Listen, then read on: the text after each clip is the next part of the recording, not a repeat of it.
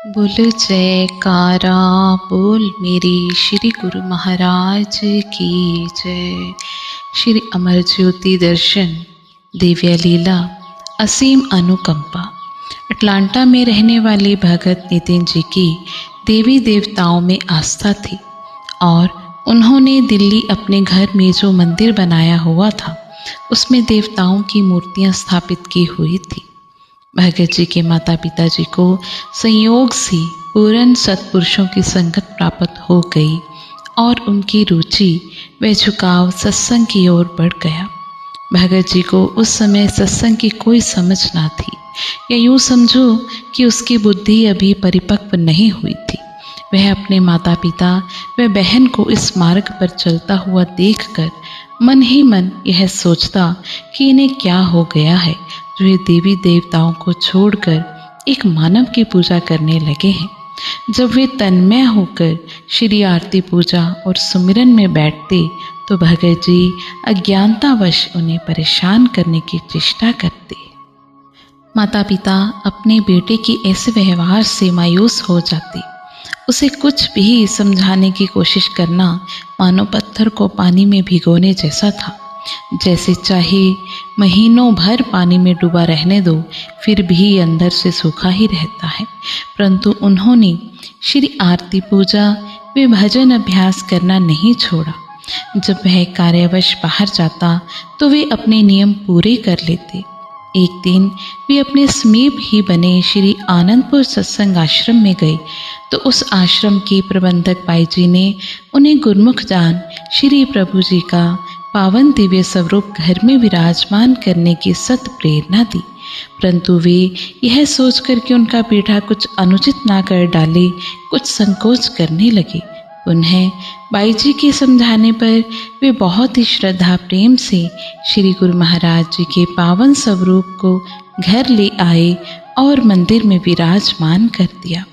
साय समय जब उनका बेटा घर आया तो अपनी इच्छा के विरुद्ध श्री गुरु महाराज जी के स्वरूप को मंदिर में विराजमान हुआ देख क्रोध से आग बबूला हो उठा और उसने श्री स्वरूप को उठाकर मंदिर के बाहर रख दिया।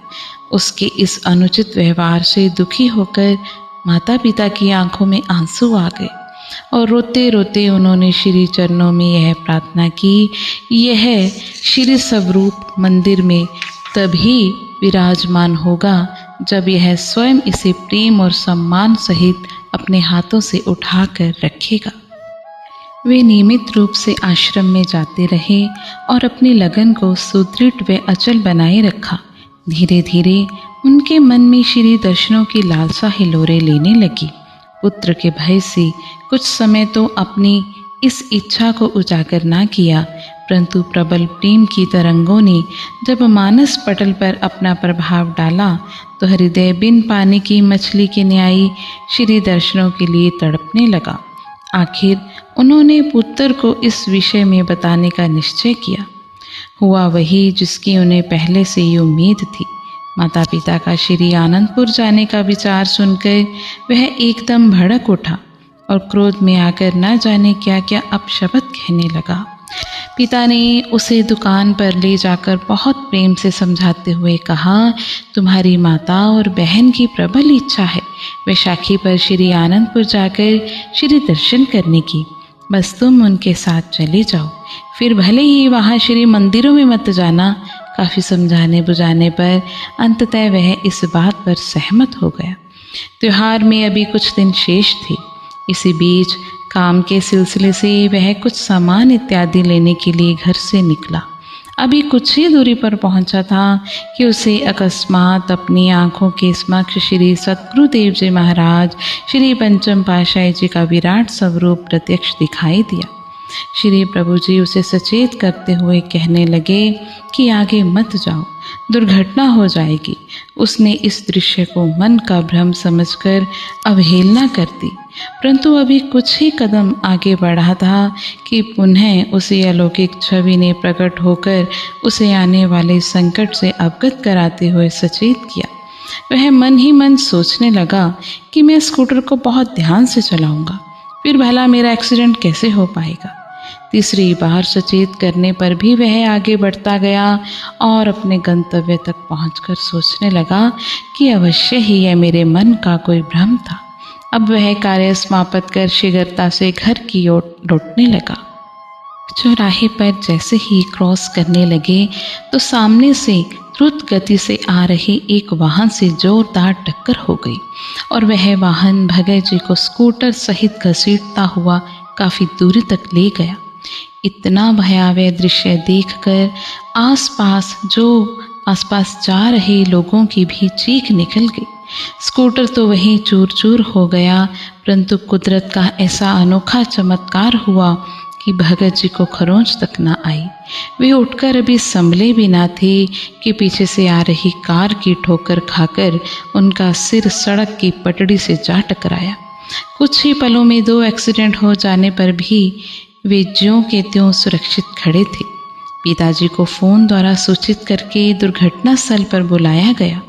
उनकी दृष्टि जैसे ही टूटे हुए स्कूटर पर पड़ी तो वे यह सोचकर फूट फूट कर रोने लगे कि यदि स्कूटर का कुछ नहीं बचा तो मेरा पुत्र भी वहाँ क्या बचा होगा।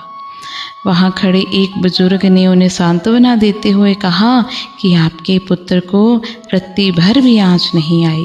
हम स्वयं यह देखकर बहुत हैरान है कि 2 बार इतनी बुरी तरह से ठोकर लग जाने पर भी इसके तन पर एक खरोंच भी नहीं आई। यह तो किसी दिव्य शक्ति ने इसकी रक्षा की है। पिताजी इसे अपने श्री गुरु महाराज जी की असीम कृपा जान सजल नयनों से उनके चरणों में आभार प्रकट करने लगे। इस घटना के उपरांत भगत जी के मन में भी यह जिज्ञासा प्रबल हो उठी कि अब तो श्री आनंदपुर जाकर अवश्य ही एक बार इन श्री गुरु महाराज जी को देख कर ही आऊँगा।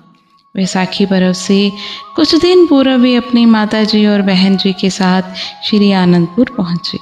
श्री प्रभु जी दिव्य सत्संग भवन में विराजमान थे। संगतें अपने पत्र पुष्प भेंट करने के लिए कतारों में खड़ी थी। भगत जी भी एक कतार में जाकर खड़े हो गए। अभी मन में श्रद्धा जागृत नहीं हुई थी, केवल कौतूहल था। धीरे धीरे समीप पहुँचे। न तो हाथ जुड़े थे न ही शीश झुका था। श्री प्रभु जी ने कर कमल उठाकर जैसे ही आशीर्वाद दिया तो श्री प्रभु जी के कर कमल में उन्हें ज्योत जगती हुई स्पष्ट दिखाई दी। चेहरे पर इतना विलक्षण नूर कि दृष्टि ही ना ठहरती थी। इस दृश्य को देखकर भगत जी का रोम रोम रोमांचित हो उठा और आंखों से अश्रुधारा बहने लगी। अपनी करनी पर पश्चाताप करते हुए उन्होंने वही दंडवत प्रणाम कर क्षमा याचना की और नाम की दीक्षा ली। श्री दर्शन कर जब घर लौटे तो अत्यंत श्रद्धा व स्नेह सहित श्री प्रभु जी की श्री छवि को मंदिर में विराजमान कर तिलक लगाया और श्री आरती पूजा की। इसके पश्चात अपनी सुरती को भजन अभ्यास में जोड़ दिया। महापुरुषों की एक झलक मन को सभी विकारों और व्याधियों से मुक्त कर जीव को कितनी ऊंचाइयों तक पहुंचा देती है, इसका वर्णन करना जीव बुद्धि से परे है। बंजर व पाषाण हृदय भी प्रभु कृपा की अनुपम दृष्टि से लहलहाने लगते हैं। उनमें भक्ति की कोपल फूट पड़ती है और वे भी अपने जीवन को सरस बना प्रभु चरणों से जुड़कर अपने जीवन का कल्याण कर लेते हैं। बोलो जयकारा बोल मेरे श्री गुरु महाराज की जय। जय सच्चिदानंद जी।